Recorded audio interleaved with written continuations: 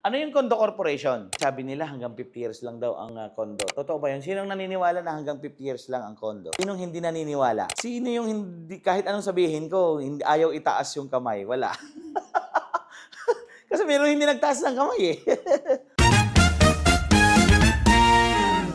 Lahat ng kondo ng PhilInvest, perpetual, pera lang sa isa. Nasaan yon? Nasa Clark, Pampanga. Bakit? Kasi nasa loob siya ng kampo militar. Well, ano kasi yon? Hindi atin yung lote na tinayuan ng kondo. So, ibig sabihin nun, after 50 years, maximum of 75 years, ibabalik natin yung lote sa government. Isa lang naman yon. Yung nasa Clark lang. Bakit dapat alam nyo ang condo corporation, yung unit mo ay walang lupa? Tama? So, sino ang nagmamayari ng lupa? The condominium corporation. Na lahat ng mga unit owner ay stockholder, shareholder sa condominium corporation na yan. Yung unit mo, yan ang nakapangalan sa'yo. Nakatitulo yan sa'yo. Yan na membro ka ng condominium corporation. So, sino ang member ng condominium corporation? Lahat ng unit owner. So, ibig sabihin, korporasyon kayo. Yearly, pwede kayong magbutuhan kung sinong presidente, na pwede ka rin tumakbong presidente kung gusto mo. Okay? Kasi sila ang namamahala ng mga Jews.